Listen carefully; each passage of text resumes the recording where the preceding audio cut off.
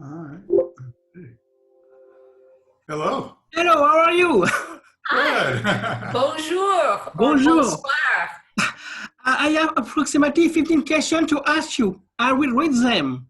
Hello, Julie and Steven. To begin, I am a huge fan of the animation series Animaniacs, and I would like to say that I am very lucky to meet the two great composers of this series. You have worked also on a lot of great animated production as Animaniacs, Pinky and the Brain Baby Looney Tunes, and Make My Nobody. No, don't do this, sorry. You have won several Emmy Awards. Please, can you talk a little about your background? Thank you. Sure. Well, You want to start? no. You can start. Bonjour. Also, we're both classically trained composers. Mhm. We have advanced degrees in music. Both of us studied here in California for our graduate degrees.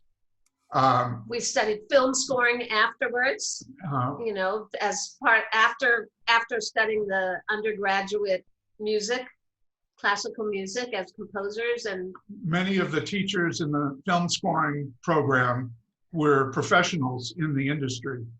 And that's kind of how we got started. Because of those connections, we kind of got to work little by little and establish some sort of reputation. And a whole lot of luck. No, it was about being in the right place at the right time with the proper background. So we got very, very lucky. Nice. You have composed recently the score of the upcoming new season of Animaniacs for streaming Hulu. How it feels to be back in Animaniacs after 22 years? Fantastic. Amazing. It's great. It's amazing to be back. That was one of the highlights of our careers, I think, both of us. And we thought about it for 22 years. And yet it does feel familiar because it's very much a continuation of what came before. Yeah, it was so ingrained in us for over 10 years. We just had this, it was a part of us. So to be back with it, it just feels right. And it's wonderful. We're very lucky. What do you like about the process of scoring? Sure. First, we panic. Yes. And eat. And There's then a lot. eat. Then you stand at the refrigerator for an hour and a half. No. We get the film obviously without music, just with dialogue, and we watch it again. And we watch together, and we divide the film. We divide it into sections so that we can each go into our separate corner and write, and then we bring it together, and hopefully it all comes into one piece. We need to once we go into our corners, we look at the film and with the aid of the computer, work out the timings, the tempo, the speed of the music, so that the music works with the picture. There are many, many difficult decisions to make of where the music should do certain things, and so as not to step on a joke. We have to really think about it a lot. And sometimes you start writing, and then as you go along, you change what you're doing because it's not quite right. You can see that it's not right. But hopefully we get lucky the first time, but sometimes not. But I have recently discovered the 6 new episodes, and for me the music is very important for Animaniacs, for the read and for the things. What is for you the importance of the good music in the good sense of this Animaniacs season? I think of it as almost another character. The music it's like a character. I also think of it as a dimension.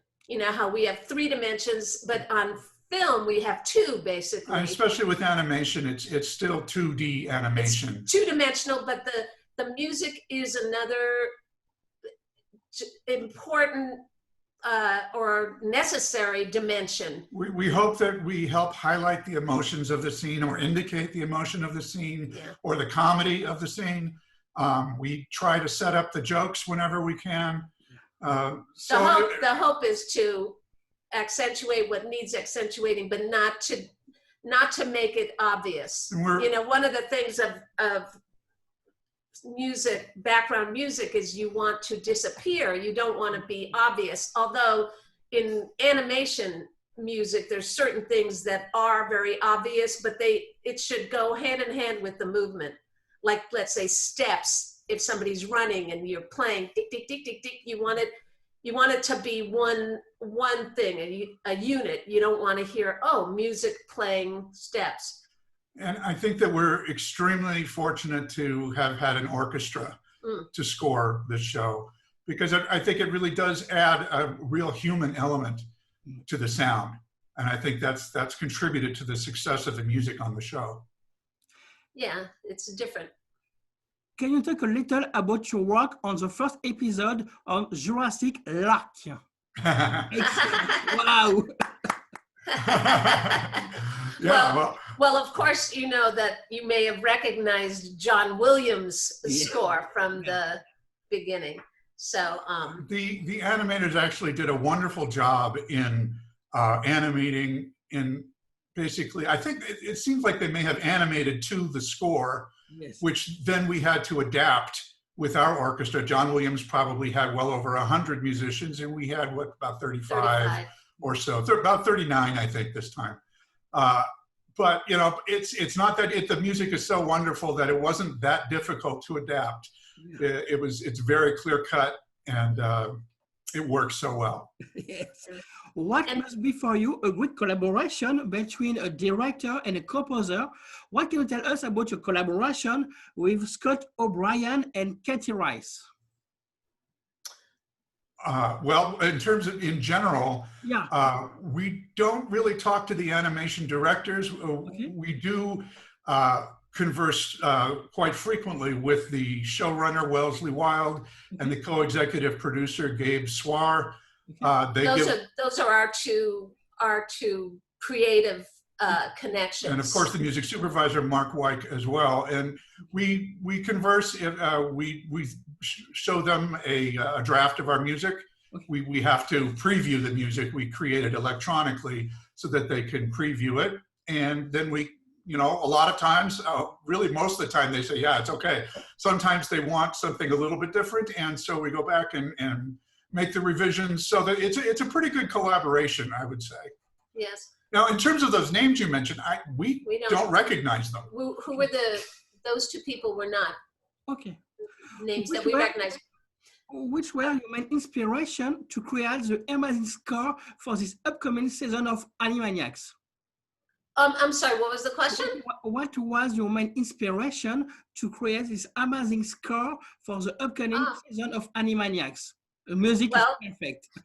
Well, thank you. Well, the inspiration always comes from the picture. The characters, the story. The characters. And of course, since we worked on this in the original show, we have a basic vocabulary. It's changed a bit, but it's a basic feel, you know, the way the characters have the same feel basically that they had, just a little bit 22 years later. But the inspiration of what we write always comes straight from the characters. What must be for you a purpose of a great score? The what? What makes a great score? Yeah. I think a score that for us disappears for the listener, something that will elaborate the emotions, that will elicit reactions that are intended with the picture, and what that enhances all the aspects of the film. Which were for you the main difficulties that you have met during the creation of this score? That would be, I don't know that we have time for that. No. 5 minutes. No. I think our main challenge was when the pandemic arrived. We scored the first 2.5 episodes live in the studio with all the musicians and everybody together in the same room, and it was a party. It was wonderful.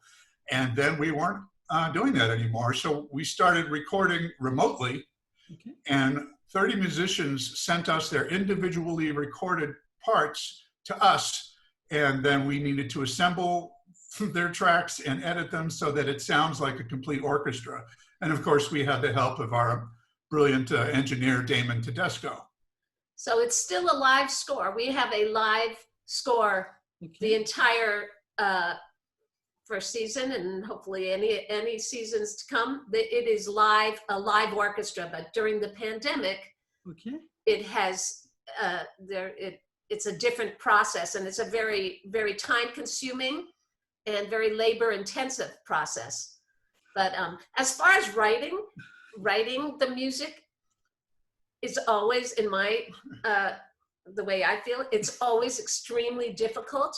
Yeah. It's staring, you look at a blank page, even with the picture there, you have there's nothing on the score. And I always find I have to dive in and begin, because I don't know, I always look and think, I can't write anything. I don't know what's going to happen. And then I start writing and it starts to come, but difficult process. It is. I think that most creative people having to create something out of thin air, I think we all share that terror at the beginning, unless the concept, unless it's an independent project and the concept is there and you can't wait to get it down on paper.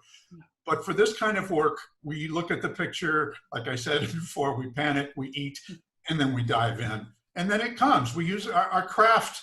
I think we've honed the craft enough to kind of fall back on technique that allows us to start, and then the inspiration will kick in. And also certain things, compositional things that help are thematic material with characters. We've assigned themes to different characters, or when they're new characters, Steve and I will work together to find some themes that we like, and then we'll go off, and using those themes makes it easier to write.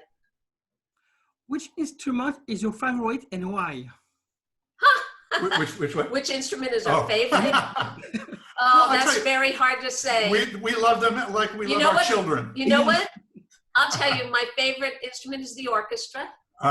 As an instrument. It's just the orchestral sound. I'm sure we both love.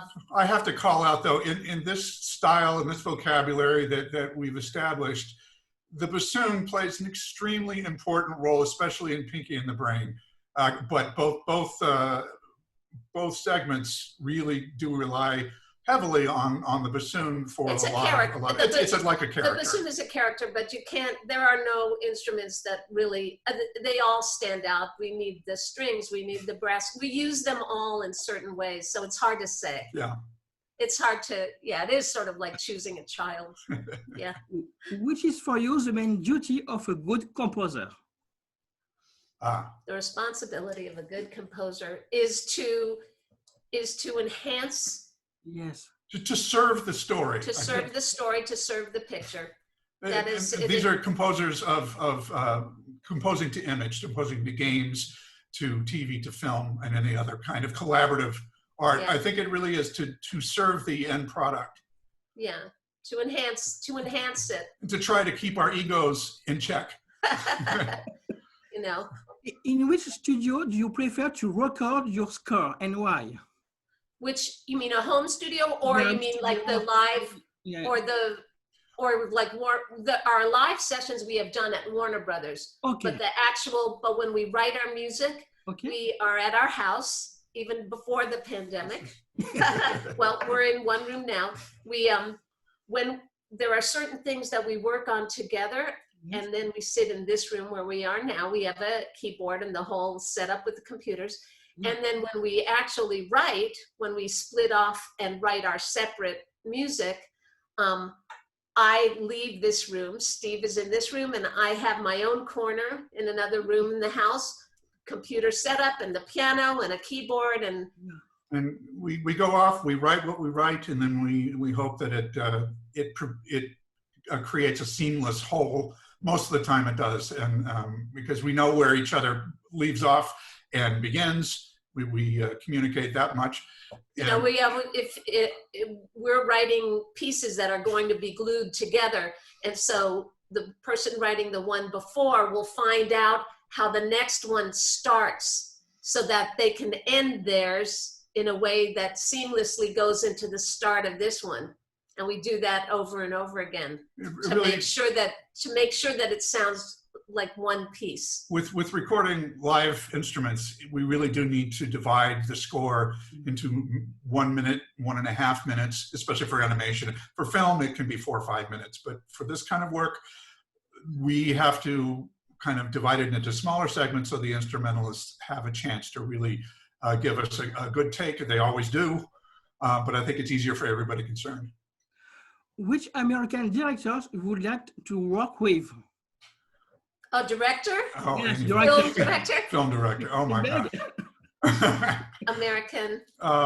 We'll take Steven Spielberg. He's Mr. who Spielberg happens to be he's the executive producer on this particular show. Shows. I mean, the obvious favorites, Scorsese and Woody Allen, and the huge. Well, and there's so many more recent. The Coen brothers. There's so many. There's so many that we would be very happy to work with. Which were your current projects? What's the question? Which are your current projects? Well, right now this particular show. We're between seasons right now. We've obviously finished scoring the first season, and we're kind of waiting to start up again to score the second season, which I think is coming imminently. We also have some other work here and there that we do. There's a comedy sketch troupe, a TV show out of Utah called Studio C that we've done some work for, and they're wonderful folks, and we've had a great time with them. But working on this show, this is all time consuming. This is very when we're working on this. That's it. There's no time to. Say two. On n'a pas le temps. And my last question, what kind of advice could you give to someone who would like to work as a musical composer? Study and listen. Listen to as much music as possible, and don't give up. If it's a passion, if it's something that you want to do, then you will do it.